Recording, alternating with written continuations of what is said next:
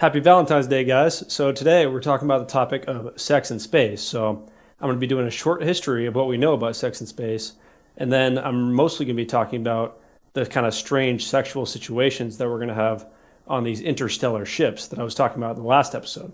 So with that being said, make sure to like and subscribe, and let's get right into things. Okay, now the first thing we need to clear up is this misconception that sex in space actually might not be possible because of the blood flow going to your head instead of your sexual organs on the bottom of your half of your body. Now, this is basically totally disproven in this 2014 interview, and this astronaut basically said he still gets boners, and in fact, they're so hard that he could have drilled through kryptonite with them. Okay? Now, when it comes to women, they seems like they can still have all their normal sexual function, and the reason is that they basically just menstruate totally normally. And also, if you think about it, for a baby that's inside of a womb, it's basically floating in a liquid, so it's not really experiencing gravity at any point in the pregnancy. It's just in a pressurized liquid, and so it doesn't really make sense as to far insofar as like they would need gravity. Maybe you would need the gravity to actually pressurize the liquid inside of a woman, but maybe not. Okay, and we'll see the science on it. Okay, now when it comes to the actual history of sex in space, number one, you had these two astronauts that were actually married that went on the space shuttle together for about a week or two. Okay, and so NASA had a rule against married astronauts going to space because they didn't want them to get pregnant in space or whatever kind of crazy reason that they had. But these two ended up getting married right before their trip, and so they were basically able to pull it off. Now, the space shuttle is a pretty large vehicle if you've ever seen it in person, and so I think it's entirely possible and actually pretty likely that they had some shenanigans going on while they were up on the space shuttle together. Okay. Now, when it comes to the space station, it's even more likely. Okay. So in this 2012 Reddit AMA, this astronaut basically said that they had a special area on the space station where they could have quiet time or basically some sort of masturbation or something like this. And so if you have an area like that, you can see that, astronauts on the space station could go there together. Okay, potentially. And so there have been hundreds of men and women that have gone to the space station, and they're actually up there for 6 months to a year usually. And so obviously you're going to have some relationships that are going to form, maybe some crushes that are going to develop. And I know people are professional, but I think it's definitely happened many times. Okay, and when it comes to professionals out in a remote, isolated area, this is actually super common. So, in the 90s, in the 2000s, at these remote Antarctic research stations, they had 7 pregnancies total, and that wasn't supposed to happen. Everyone's supposed to be just doing their job. And so, yeah, this kind of stuff definitely has happened in the past. Now, when it comes to actual science of doing experiments, it's actually really disappointing because they've never taken a mammal and just let it go through the entire life cycle in space as far as mating, pregnancy, and then having the baby, and then letting that baby do mating. I don't know why NASA hasn't done it. It's pretty shocking to me, to be honest. But they have done a lot of good research on guessing that it's going to work. Okay, so number one, they took a frog and they basically inseminated the frog. It was basically able to ovulate and get pregnant in space. They brought it back to Earth. The frog babies were fine. Okay, they did a similar thing with rats. They basically got the rats pregnant and then brought them into space, and they hung out in space, did whatever. I guess they just acted like humans in space, and then they came back, had the babies, and the babies were like a little bit lighter, but they were basically perfectly fine. Now, when it comes to taking something through the entire life cycle, they actually did do this with fish, okay? So they had the fish do mating and a pregnancy and giving birth, and that seemed to work out fine. But the problem with that is that you could just pressurize a liquid in space, and then it acts exactly the same as a liquid acts on Earth, pretty much, for the most part. And so you're not really changing their environment that much. And so it's really not that interesting. And it's still kind of to be determined for sure if mammals can go through the full life cycle in space. Okay, so it's still kind of a mystery, but if you read between the lines, it seems pretty likely that women can get pregnant and have babies in space. And again, their babies don't need to go back to Earth. They just need to survive in the interstellar spaceship. So yeah, I'd lean towards it's just totally normal kind of thing. And people can adapt too. Okay, but we're going to start having a lot of problems on this interstellar spaceship. And the reason is that over 10,000 years and 20,000 years, like we talked about in my last video, which is how long it's going to take to get to other solar systems with our current tech, or sort of our expected current technology over the next 1,000 years, you're going to have major problems with if you have a small group of people. And the biggest one is you're going to start having inbreeding, okay? So people aren't going to want to have arranged marriages. They're going to end up trying to marry their family members in these small colonies, and maybe you'll get some weird culty polygamous things going on. So if you're not very careful about how the breeding process is going, you're going to have serious genetic issues, okay? Now, scientists have this rule called the 50-500 rule, and it basically means you need 50 people in the population to avoid the severe effects of inbreeding in the medium term.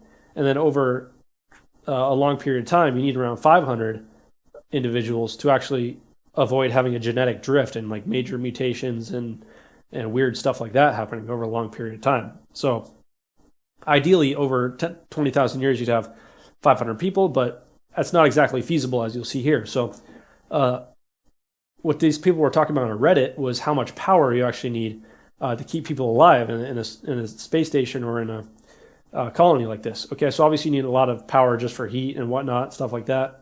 But you actually need a lot of electricity for artificial light to grow your food. Okay, and then people have found out ways to like create artificial food, but it's really not any more energy efficient than using plants, as far as what I've researched. Okay, so for people, they basically need around an acre, okay, of land to grow enough food for them to survive in a year. Now, depending on the type of crop, you could actually use much less, like if you use rice, which is probably the most efficient, or I'm sure some plants are even better. You could do like maybe a tenth or a quarter of that, okay? But let's just say if you do actually want to have an acre of land, as far as how much solar panel is in that much land, is like something like 2,500 kilowatts or 500 kilowatts. Now, if you want to produce that much power with nuclear over 20,000, 30,000 years, you're basically going to need several tons of pure uranium-235. Okay, maybe we have fusion that works out. Okay, but you're actually going to need a similar amount of hydrogen fuel to make that work as well. Okay, so there's going to be basically a limit. Okay, and so for a 1,000,000-ton spaceship, I'm seeing the limit right now with current tech at like 100, maybe 200 people, but it's possible it could get up to 500 people for sure. But that's kind of the numbers we're working with here. And of course, you could just make your ship bigger, but that's just going to require more and more resources. And the bigger you make the ship, it's also going to mean it's going to be slower and slower to get to the colony, depending on how fast you make the ship go. Okay. So you could make it very large and very slow, and that would be much more stable and probably smarter, actually. But it's not going to matter if the small ship gets there 10,000 years before you do, and they dominate the entire solar system. By the time you get there, it's going to be kind of pointless, you know. Okay, so the one solution to this is to have these kind of Fallout style, vault style colonies. Okay, where you have small, like less than 100 people in this colony, and you're very smart. You have like arranged marriages and whatnot, and then every couple 100 years you'll have people move between the colonies to keep the genetic diversity. So maybe you could have like different ships that are like traveling near each other, or you could just put them all in the same ship and just have separate colonies that are like separated by robots. So that's like one of the solutions. But I think that's, probably not going to work, to be honest. Okay, now, the biggest problem that makes this such a big problem, and much bigger than the propulsion problem, is that over 10,000 plus years, you can imagine for us, 10,000 years ago, we were cavemen. We didn't even have, basic writing and basic agriculture and stuff like this for the most part. And so people are going to, over that long period of time, people are going to go crazy, especially when they're in this weird isolated situation. Okay, they're going to probably end up killing all their robots or reprogramming all the robots and making crazy cults and religions and whatnot. And you could end up with some like polygamy and inbreeding and all sorts of stuff like this. So it can go wrong very easily and very fast. And that's any way it goes wrong is going to lead to problems with the genome. Okay. Now the easiest solution that I could think of is to bring thousands of samples of frozen sperm and thousands of frozen eggs and stuff like this. So people already do this on Earth all the time when they do in vitro fertilization. Okay. Or when people get cancer and stuff like this, like the men that get cancer, they want to freeze their sperm so that they can use it for later on when they've recovered from cancer. Okay, unless it ruins their balls or they have to get their balls removed or whatnot. So basically, if you freeze sperm and eggs to like liquid nitrogen temperatures, apparently, according to what I've researched, it can last sort of indefinite periods of time. Usually they put limits on it, like 50 years or something like this. but apparently, that's for conditions of like maybe the freezing isn't perfect or stuff like this. Under perfect conditions, it can last much longer, at least hundreds of years. Okay. Now, what you can do is, even if the original sperm from the thousands of people doesn't last that long, you can still have a lot of genetic diversity kept around, because you can have these kind of skip connections where if you have a bunch of extra men for a certain generation, you can gather up their sperm and save it. And then maybe 100 years later, when you have a bunch of extra women, you can use that some of the sperm on the women instead of having them do polygamy. Okay. Which obviously is going to, or maybe they can even still do polygamy, but not actually getting pregnant from the polygamy. Okay. Which is going to cause genetic problems. Okay. Another issue that you're going to have over 20,000 years is that they're going to continue progressing their technology. If we just leave them to their own devices, and especially their lifespan. Okay. So if the people start extending their lifespan to incredible amounts, then eventually most of the population is going to be these super old people, and human women can only have babies up until they're like 40, 45. And so if most of your population is super old and most of the population is using all those resources, then everyone's going to start starving. And the youngest generations, their fertility is going to go down because they're not going to have as much resources available. Okay. And you could have this giant population collapse where maybe the population collapses, you have a giant famine too, or some disease too at the same time, and you're only left with like 5 to 10 or maybe 20 of the original 100 people that can actually reproduce. And then it's a question of they could die out completely, or they could become super inbred. And if you don't have the extra sperm and eggs around, then you're going to have some serious problems. So you might need to use some kind of draconian, dystopian situations where when people get too old, you just release them into space and kill them, or do some other kind of dystopian things, so that people only live to be a certain age. So you could keep the generations rolling, so to speak. Okay, or maybe we could genetically modify humans so that we could be reproductive for hundreds of years. But again, stuff like radiation, and you have all these other concerns. Basically, the longer you live naturally, it's going to mess with your body. Okay, that's why humans, our DNA literally decays naturally over time without radiation. Okay, so anyway, with that being said, also make sure to go watch my population crisis video. That's actually one of my most popular videos, and I think it's really good if you're curious about population on Earth, not on the space station. Kind of totally different. Okay. Now, another so-called solution to this is you could have these rules and regulations and robots that control everybody and make them have certain rules that are going to lead to better genetic diversity. Okay, so you can have arranged marriages. You could do like kind of what China does. You can have a one-child policy, two-child policy. You can force people to have extra babies at certain times. But the main problem with this is that over tens of thousands of years, all these rules are just going to change and adapt, and people are going to be able to kill the robots or reprogram the robots. And so the initial conditions that you set are sort of meaningless over that time frame. It's sort of like being like, why don't we use the same writing, and why don't we have the same laws that we did during caveman times? Well, we've changed a lot. Okay, so maybe every different spaceship is going to be totally alien to whatever they started as. Okay, so that's going to be really interesting. Now, as far as birth control, as far as like avoiding a population explosion at a certain time, if you want to worry about the population pyramid, it's super easy. You can just have vasectomies for men, and you could just put copper in the women. And it's not really a major problem as far as using your resources and power. Okay. Like I said before, when we're having these thousands of generations, what makes it to another solar system might not even be what we would call humans, and it's definitely not going to be humans that share the same values that we have today. Okay, and so they might look like totally crazy, culty aliens. They might have IQs of 50. They might have IQs of like 200. They might be super genius green alien people. It's sort of hard to predict if you just leave them to their own devices. Okay, so one of the solutions to this is you don't leave them to their own devices, and you basically control every part of the process with robots. And so you could have something like the Matrix, where you keep them in these like freezing incubators, or you could even just keep them alive and hooked up to the Matrix. And then basically the robot can just milk the men for their sperm every once in a while. And then for the women, they can just impregnate the women. and they wouldn't even really know what's going on because their brain is just hooked up to the matrix and they're just playing a video game all the time.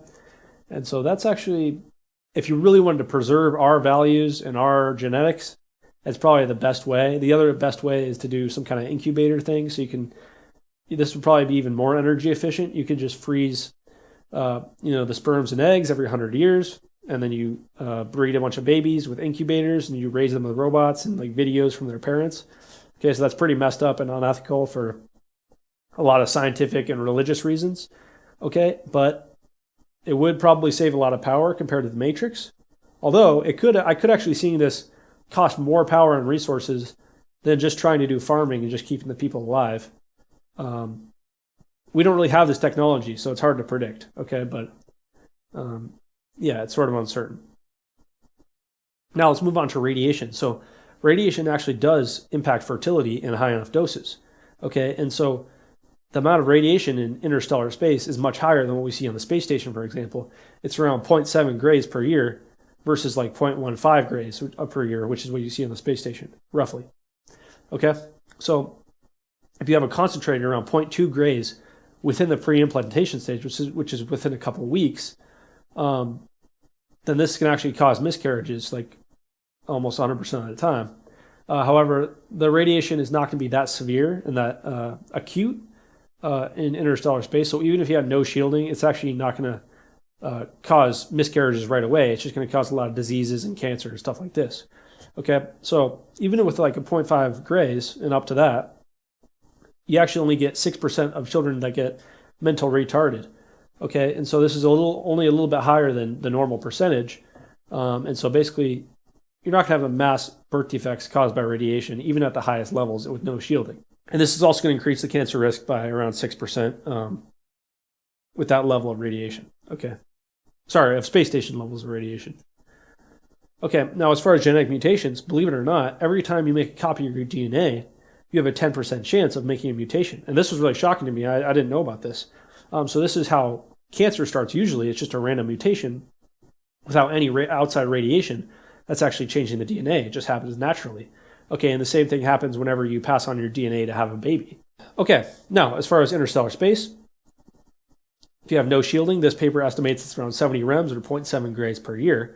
And this compares to the space station, which is around 0.15 grays per year. Now, NASA is actually super conservative with their radiation dosing, and they try to limit people to around 1 gray, around 100 rems over their entire lifetime, because this increases their cancer risk over the normal rate by around 5%. Now, obviously NASA is being completely overly conservative here, and increasing your cancer rate by only 5% over normal is basically completely negligible. Okay, which is why they have such a low threshold. They want it to be negligible for their astronauts. Okay, but again, astronauts are already on a dangerous mission when they're getting on a rocket. And so a 5% increase in cancer risk is really not that extreme, especially when we have cancer treatments today. Okay? Oh yeah, but as far as increasing that by a factor of like 6 times, that's when it becomes dangerous in interstellar space. And it could actually be even higher than that because these are cosmic rays, so they're fast-moving particles that are sort of potentially more dangerous than normal radiation that you get from the sun, for example. Okay, so if you want to lower your amount of radiation to space station levels, you need around 2.4 meters of water. And again, you also have all the other structural materials and all the reactors and thrusters and whatnot and fuel deposits that you're going to have on your spaceship. So again, you're going to have extra shielding on top of this, but if you wanted to do it with just water, it'd actually be pretty easy. So you need to surround your giant colony area where all the humans hang out with 2.4 meters of water.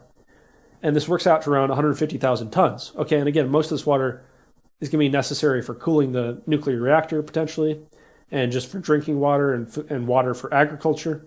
So this sounds about right for a 1,000,000-ton spaceship. And actually, I think you'd actually want to have more water, maybe something like 300,000 tons of your 1,000,000-ton spaceship.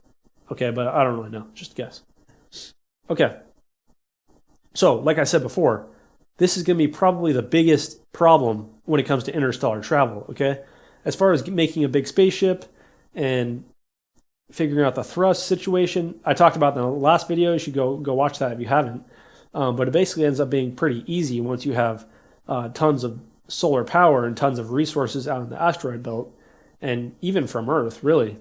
And so this is going to be the main problem as far as if we want to have people survive and with the same values as us and the same genetics as us, roughly, that make it to another solar system.